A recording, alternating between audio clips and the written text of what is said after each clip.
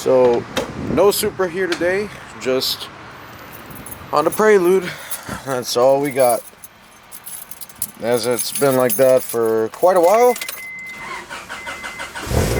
But doesn't mean we can't do Supra shit. So it's been way too long since I provided, I'm gonna see if maybe one of these lights helps. Maybe this is helping, I don't know. But it's been way too long since I provided you guys an update on what's going on with the Supra. And reason for that, I was super rushed to put the car on the ground because I was about to get fined by the county for being on jack stands. So I went ahead and finished that project as quickly as I freaking could, and I did not film anything. Just put the rear subframe in the car, put the spindles on it. The brakes were like half-ass assembled, put it on the ground however I could, got it ready so it can go to a shop. Took it to my boy Mario at Big Boy Performance. The car's over there right now. And in that process, he's not just buttoning up the rear and getting the alignment right and all that, but we're doing the whole front suspension, every single bushing, a couple of adjustable pieces on there. We're doing all that, and that's what I'm going to show you guys right now. Pretty much the status of what's going on with the car, and yeah, let's see what's going down with it. But yeah, we're almost at the end of the road. Supra should be road ready very soon, and then all I'm missing is a dyno tune. Because I do have to retune due to that new rear gear. I went from a 373 to a 358. Kind of sucks, but very worth it. We'll see how it all works out real soon. The man himself, what up? Say what's up to YouTube. What's up, D? The car's actually ready to run. Uh-huh. Awesome. Let's see it. The battery's kind of dead, so... Oh yeah, I figured that would happen. Got a jump box over here.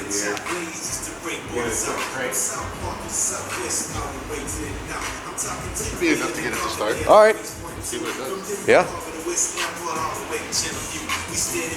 Man, this Mark II is so impressive every time I see it. Man.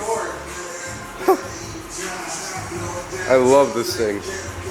And the IS, shop IS.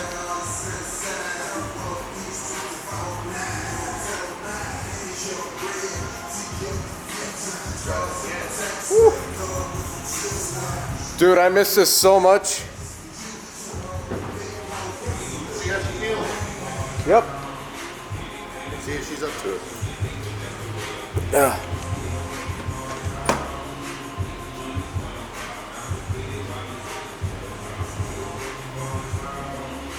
Yeah, I know it's shaggy.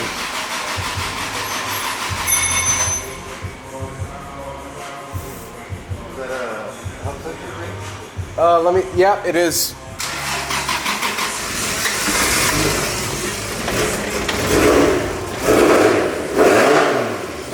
Yes.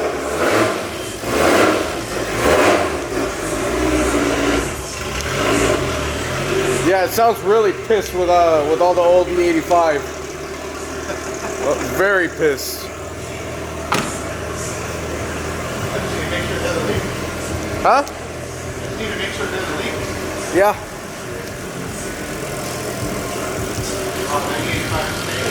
Yeah.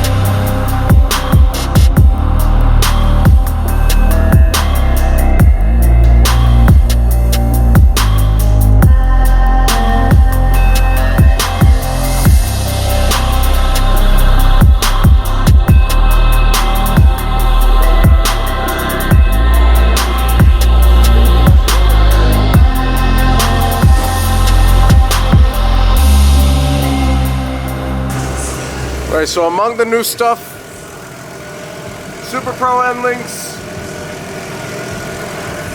It doesn't focus on it. There you go. Battle version tie rods. New SuperPro bushes, you don't see them in there for the lower control arm. We got Fornari's upper control arms up here, heim joint, just like everything, heim joint in the back. Strongflex front subframe bushings, poly steering rack bushings here. We got poly motor mounts, which you can't really see them, but they're in there. Energy. For the front, I think that's it, right? Yeah, and oh, we got a new oil pan.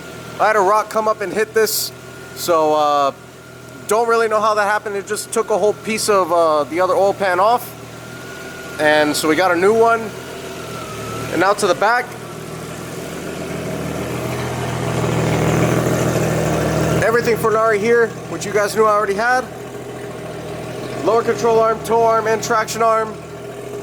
We got the stainless brake lines all around the car, which you guys have seen. The upper control arms, and all the fab work that I showed before. Finally in car, everything clears the body. Which, there you can see it a little better.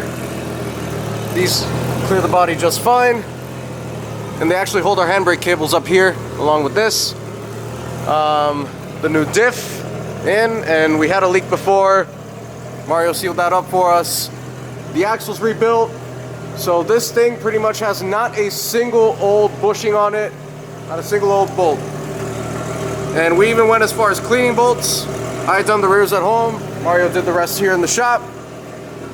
This thing is ready to go and give us pretty much no problems, or so we hope. It's a project car, so we'll see how it goes. But yeah, that's pretty much the whole setup on the car now. The caliper's been fixed.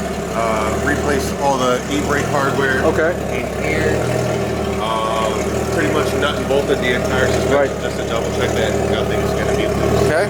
Now granted, anything that's adjustable is left loose because the alignment guy is going to have to go over everything. Other than that, the most fun part was pretty much getting the front wall settled, which lots and lots of time spent on that. But I'm pretty happy with how it came out. This is probably one of the nicest Mark III subframes probably out there. If I'm completely honest, not a single speck of dirt is on this frame, bro. Got everything repainted, cleaned up. So this thing we went all out, no compromises. The only thing I don't have adjustable is this front sway bar at this point and the front lower control arm. That's pretty much it. Even then, this is gonna. Yeah, the end links are gonna kind of compensate. Yeah. So everything's coming out as nice as possible, and it's gonna put down every single horse. And we also rebuilt the steering rack, so that's one less thing to worry about there. And so pretty much everything's new. We've checked every box. Quite a bit of work. Yeah, 100%. Quite a bit of work. Excited to get yours done over there, huh? Maybe when I got 30 G's to drop in. Yep. Halfway there.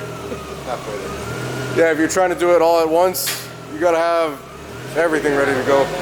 Otherwise, you're gonna end up like me, just, you know, the car drives and then it doesn't drive and drives again, doesn't drive. You need to keep it on the road now. Yeah, yeah.